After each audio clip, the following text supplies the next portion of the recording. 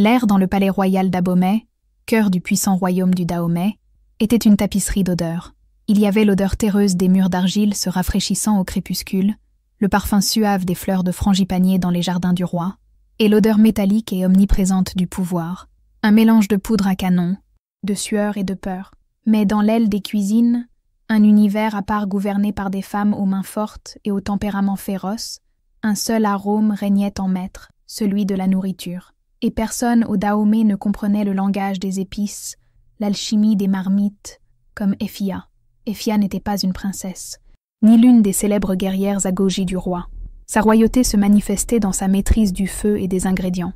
Elle était la chef cuisinière de la cuisine privée du roi Agonglo, une position d'un immense honneur et d'un danger encore plus grand. Le palais d'un roi pouvait être aussi capricieux que sa justice, et un plat mal exécuté pouvait coûter plus que la simple fierté. Mais Effia ne craignait rien.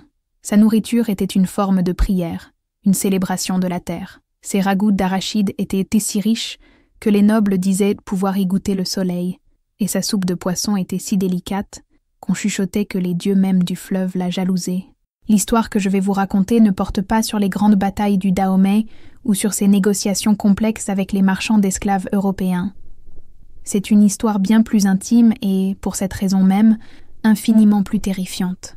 C'est une histoire qui a commencé par une simple demande et s'est terminée au bord de la folie, avec une cuillère en bois planant au-dessus de l'abîme. Et tout a commencé lorsque le pouvoir au palais a commencé à changer de main, non pas par un coup d'épée, mais par un murmure à l'oreille du roi. Le roi Agonglo était un homme tourmenté par des ombres. Les ombres de ses ancêtres, dont il sentait ne pas pouvoir égaler l'héritage, et les ombres de ses ennemis, qu'il voyait dans chaque recoin sombre du palais. Sa paranoïa était un terrain fertile, et la graine de cette paranoïa fut plantée et arrosée par un homme nommé Gbeto. Gbeto était le grand prêtre du culte de Mawu, le dieu créateur, mais sa dévotion semblait appartenir à des entités bien plus anciennes et sombres. C'était un homme grand et svelte comme un roseau, avec des yeux qui semblaient absorber la lumière plutôt que la réfléchir. Son influence sur le roi grandit comme un lierre vénéneux, étouffant les conseils des généraux et des ministres. Gbeto convainquit le roi que sa force diminuait, que ses ennemis utilisaient des sortilèges pour drainer sa vitalité. La solution, murmura Gbeto, ne résidait pas dans les armées ou les stratégies, mais dans l'essence même de la vie. Il proposa la création d'une soupe spéciale, la soupe de la force, qui devait être consommée par le roi chaque nuit, seul, pour absorber le pouvoir de ses ingrédients secrets et protéger son âme. Et pour préparer cette soupe, Gbeto choisit la meilleure cuisinière du royaume. Il choisit Effia. Un après-midi, alors que le soleil se couchait et peignait les murs du palais d'orange et de pourpre, Gbeto apparut dans la cuisine d'Effia. Sa présence aspira la chaleur et le bruit du lieu. Les autres cuisinières se recroquevillèrent, évitant son regard. Il portait avec lui une petite marmite en terre cuite, scellée à la cire et marquée de symboles qu'Effia n'avait jamais vus. « Effia, dit-il, sa voix un sifflement bas, le roi requiert tes talents pour une tâche d'une importance vitale. Chaque nuit, tu prépareras une soupe de base avec les meilleurs bouillons et légumes. Mais l'ingrédient principal, la source du pouvoir, sera dans cette marmite. Tu l'ajouteras à la fin, laisseras bouillir un bref instant et serviras immédiatement au roi. Personne d'autre ne peut goûter, personne d'autre ne peut voir. » Il posa la marmite scellée sur une étagère. Et la règle la plus importante de toutes, femme, jamais, sous aucune circonstance, ne dois-tu ouvrir cette marmite ou regarder son contenu avant de l'ajouter à la soupe finale.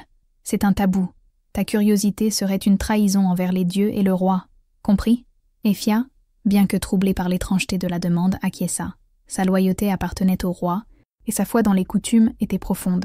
Si c'était un tabou, elle le respecterait. Compris, grand prêtre. Et ainsi, le rituel commença.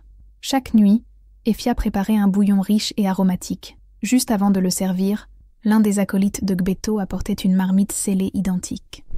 Effia, le dos tourné sur ordre du prêtre, brisait le seau et versait le contenu directement dans sa marmite bouillante. Une odeur étrange, douceâtre et légèrement métallique se mélangeait à l'arôme familier de ses épices. Elle remuait la soupe, comme on le lui avait ordonné, et la remettait à un garde de confiance qui l'emportait directement dans les appartements royaux. Les semaines passèrent, et des choses étranges commencèrent à se produire au palais. D'abord, l'un des chanteurs les plus talentueux de la cour, dont la voix, disait-on, pouvait calmer les léopards, disparut. Il ne se présenta tout simplement pas pour sa performance nocturne. Ensuite, un maître tisserand, un maître, connu pour ses motifs complexes qui racontaient les histoires du royaume, fut retrouvé mort dans son atelier, les yeux ouverts dans une terreur muette, bien qu'il n'y eût aucun signe de violence. Et puis, les ténèbres frappèrent à la porte d'Efia. Son jeune frère, Kofi, était un batteur. Pas seulement un batteur, mais un prodige. Ses mains sur les tambours pouvaient faire danser ou pleurer les cœurs. Il était la lumière de la vie d'Efia, sa seule famille entre les murs du palais. Un soir, il devait jouer pour le roi. Mais il ne se présenta pas. Efia le chercha désespérément. Personne ne l'avait vu depuis l'après-midi. Les gardes haussèrent les épaules. Les gens disparaissaient. C'était la vie. Mais Efia sentit un froid dans l'estomac qui n'était pas de la peur, mais d'une terrible certitude qui commençait à prendre forme. En même temps, le roi Agonglo changeait. Sa paranoïa diminuait, remplacée par une vitalité fiévreuse et une cruauté qu'il ne possédait pas auparavant. Ses décisions devinrent plus audacieuses, ses sentences plus rapides et brutales, et sa dépendance à la soupe de la force devint absolue. Si la soupe avait une minute de retard, sa fureur résonnait dans tout le palais. Gbéto était toujours à ses côtés, souriant de son sourire mince et sans vie. Efia commença à observer, à relier les points. Le chanteur disparu était connu pour ses poumons puissants, le tisserand, pour ses mains agiles et sa vision de la beauté, et son Kofi, pour ses mains rapides et son sens du rythme qui semblait canaliser le pouls même de la terre, le talent. Ils avaient tous un talent exceptionnel. La soupe de la force n'était pas pour protéger le roi, c'était pour lui donner quelque chose, et ce quelque chose était volé à d'autres. Le doute rongeait l'âme d'Efia. Le tabou imposé par Gbéto ne semblait plus sacré. Il semblait être une cage, une façon de cacher une vérité innommable. Chaque nuit, en versant le contenu de la marmite scellée, ses mains tremblaient. Que cuisinait-elle? Quelle abomination aidait-elle à créer? Sa conscience était une torture. Elle était complice d'un mal qu'elle ne pouvait nommer. La nuit où sa vie vola en éclats commença comme toutes les autres. La journée avait été longue et chaude. Efia était épuisée, son cœur lourd de la douleur de l'absence de Kofi. Elle prépara la soupe de base, l'esprit ailleurs. L'acolyte de Gbéto apporta la marmite scellée. Efia se tourna, brisa le seau d'un mouvement mécanique et versa le contenu dans la marmite bouillante. L'odeur douceâtre et métallique emplit l'air. Elle remua la soupe, l'esprit distant. Son estomac gargouillait. Elle n'avait pas mangé de la journée. Sans réfléchir, poussée par l'habitude de toute une vie à goûter et à ajuster ses plats, elle prit sa cuillère de dégustation, la remplit du bouillon riche et la porta à ses lèvres. Elle était à quelques centimètres de sa bouche. La vapeur monta et embua son visage. Elle souffla doucement pour refroidir le liquide. Et c'est alors que la vapeur se dissipa. Et elle vit, dans le creux de sa cuillère en bois, flottant dans le bouillon rougeâtre, il n'y avait pas un morceau de viande ou un légume. C'était un objet rond, blanchâtre, avec un cercle sombre au centre. Cela semblait familier. Son cerveau mit une seconde à traiter l'impossible. Elle regarda la grande marmite. Le contenu de la marmite secrète ne s'était pas encore complètement dissous dans le bouillon bouillant. Et là, flottant doucement à la surface, tourbillonnant lentement dans la chaleur, il y en avait d'autres. 2 orbes pâles, parfaitement ronds, fixant le plafond de la cuisine d'un regard vitreux. Leurs veines étaient de fines lignes rouges contre la sclérotique blanche. Ce n'étaient pas des yeux de poisson. Ils n'avaient ni la forme ni l'opacité. Ce n'étaient pas des yeux de chèvre ou de tout autre animal qu'elle connaissait. La forme, l'iris, ils étaient humains. La cuillère tomba de sa main, heurtant le sol en pierre avec un bruit qui résonna comme un coup de tonnerre dans le silence soudain de son esprit. Un cri resta coincé dans sa gorge, un nœud de pure terreur. Elle chancela en arrière, les mains sur la bouche, son corps secoué par des hauts-le-cœur. Mais le pire était encore à venir. Dans l'un des orbes qui tournaient lentement dans la marmite, elle vit quelque chose. Une petite tache brune sur l'iris, une imperfection unique, une petite étoile dans son ciel sombre. La même tache qu'elle connaissait depuis l'enfance. La même tache qu'elle embrassait sur la paupière de son frère quand il était bébé. C'étaient les yeux de Kofi. L'univers d'Efia implosa. Le sol de la cuisine n'était plus solide. Les murs semblaient respirer. L'odeur de la soupe, qui était autrefois sa fierté, était maintenant la puanteur de la mort et de la profanation.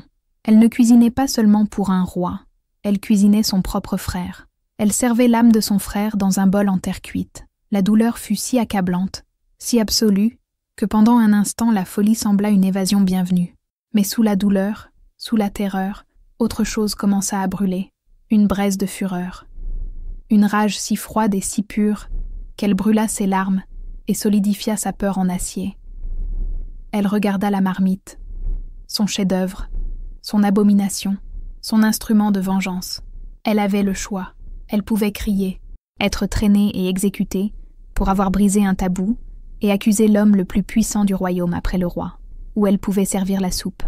Elle pouvait laisser le roi boire les yeux de son frère, accomplir le rituel profane et vivre avec la connaissance de ce qu'elle avait fait. Mais il y avait une troisième option. Une option née de sa rage glaciale. Gbeto l'avait sous-estimée. Il la voyait comme une cuisinière, une paire de mains obéissantes. Il ne voyait pas son esprit, son courage. Et ce serait son erreur fatale. Effia prit une profonde inspiration, forçant son corps à cesser de trembler. Avec un calme qui l'effraya elle-même, elle prit une autre cuillère. Avec une précision chirurgicale, elle retira délicatement les 2 yeux de la soupe, les enveloppant dans un linge propre. Elle cacha le petit paquet dans ses vêtements. Ensuite, elle prit quelques champignons rares, d'apparence similaire une fois cuits, et les jeta dans la marmite. Le garde arriva, impatient. « La soupe du roi !» grogna-t-il. Effia lui tendit le bol, son visage un masque de normalité. « Elle est prête !» dit-elle, la voix ferme. Mais son plan n'était pas seulement de sauver les restes de son frère, c'était de détruire Gbeto. Elle savait que sa parole ne valait rien contre la sienne. Elle avait besoin d'un allié, quelqu'un de puissant, et ayant une raison de haïr le grand prêtre, et elle savait exactement qui chercher. Nancy, la générale des Agoji, la femme la plus redoutée du Dahomey. Nancy était farouchement loyale au royaume, mais méprisait ouvertement l'influence rampante de Gbeto, qu'elle considérait comme affaiblissant la véritable force militaire du Dahomey au profit de superstitions et de rituels sombres. Beaucoup des guerriers disparus appartenaient à ces régiments, utilisant le réseau des serviteurs et des travailleurs du palais, une toile invisible qui entendait et voyait tout. Effia réussit à envoyer un message à Nancy, un message simple et glaçant. « Je sais ce qui est arrivé à vos guerriers. L'ingrédient principal est dans la soupe du roi. Retrouvez-moi après le repas de minuit, près de l'ancien baobab. » C'était un risque monumental. Si le message était intercepté, elle était morte. Mais la peur de la mort n'était rien comparée à l'image des yeux de son frère flottant dans son bouillon. Cette nuit-là, sous la pâle lumière de la lune, Effia attendit. La silhouette de Nancy émergea des ombres, non pas avec une armée, mais seule. Sa présence était plus intimidante que celle de 10 hommes. « Parle, cuisinière, et que tes paroles soient vraies, ou ta langue sera mon dîner. » Effia ne vacilla pas. Elle ouvrit le linge. À la lumière de la lune, les yeux de Kofi ressemblaient à 2 perles tristes et accusatrices. Nancy les regarda, et son visage, normalement un masque de fer, se tordit en une expression de dégoût et de fureur. « Oh, à qui sont-ils » siffla-t-elle. « À mon frère, Kofi le batteur. Et demain ce pourraient être ceux de l'un de tes meilleurs éclaireurs, ou ceux d'un potier talentueux, ou ceux de quiconque dont Gbeto désire offrir le talent au roi pour le maintenir au pouvoir. » La vérité, dans sa simplicité grotesque, était indéniable. Nancy comprit tout en un instant. La soupe de la force était du cannibalisme rituel, une façon de voler l'essence, le talent, l'âme des victimes. La générale regarda Effia, et pour la première fois, elle ne vit pas une cuisinière. Elle vit une guerrière d'un genre différent. Leur plan fut tracé là, sous le baobab silencieux. Elle ne pouvait pas attaquer Gbeto directement. Il était protégé par le roi. Elle devait l'exposer d'une manière que même le roi ne pourrait nier, et l'arme serait la soupe même d'Effia. La nuit suivante, la tension dans la cuisine était palpable. Effia prépara la soupe comme toujours. L'acolyte apporta la marmite scellée. Mais cette fois, quand Effia la versa, elle ne retira pas le contenu. Elle laissa les horreurs flotter à l'intérieur, et elle ajouta quelque chose de sa propre fabrication.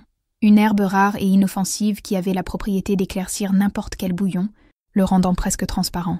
Quand le garde vint chercher la soupe, Nancy était avec lui, une présence silencieuse et menaçante. « Je porterai moi-même la soupe au roi ce soir », dit Nancy, sa voix n'admettant aucune discussion. « Il y a des rumeurs de poison au palais. Je vais garantir sa sécurité. » Ils emportèrent la soupe, non pas dans les appartements privés du roi, mais dans la salle du trône, où le roi Agonglo était réuni avec Gbeto et d'autres conseillers. « Mon roi », dit Nancy en s'agenouillant et en plaçant la grande soupière devant lui. « Votre soupe de la force. Mais votre grand prêtre est si puissant que les ingrédients sacrés se sont manifestés aujourd'hui de manière visible. Nous vous demandons de bénir sa création devant nous tous. » Gbeto pâlit. Il tenta d'intervenir. La soupe n'est que pour les yeux du roi. C'est un tabou. Alors pourquoi crains-tu que d'autres la voient, prêtre? Rétorqua Nancy. Le roi, son orgueil piqué, sentant le défi dans l'air, fit un signe de la main. Assez. Laissez-moi voir cette manifestation de pouvoir. Il se pencha sur la soupière. Dans le bouillon cristallin, le contenu était sans équivoque. Il n'y avait pas seulement 2 yeux. Il y en avait 4, 6, 8. Des yeux d'hommes et de femmes, jeunes et vieux, qui le regardaient depuis le fond de son souper. Un cri animal s'échappa de la gorge du roi. Il tomba en arrière sur son trône, pointant un doigt tremblant vers la soupe, puis vers Gbeto. « Qu'est-ce que c'est? Que m'as-tu fait manger ?» C'est alors qu'Effia, escortée par 2 guerrières Agoji, entra dans la salle du trône. Elle marchait avec une dignité qu'elle ne s'était jamais connue. Elle s'agenouilla, mais son regard était ferme. « Mon roi, » dit-elle, sa voix résonnant dans la salle silencieuse. « Ce n'est pas le pouvoir que vous avez bu, c'est la douleur de votre peuple. Ce n'est pas la force, c'est la vie volée à vos enfants les plus talentueux. Je le sais, car hier, j'ai failli manger les yeux de mon propre frère. L'aveu, l'image, la vérité nue et crue brisèrent le sortilège. Le palais explosa dans le chaos. Gbeto fut capturé par les Agoji avant qu'il ne puisse s'enfuir. Son culte fut démantelé, ses secrets profanes exposés à la lumière du jour. Le roi Agonglo, confronté à la monstruosité qu'il avait permise, devint un homme brisé, sa force artificielle l'abandonnant.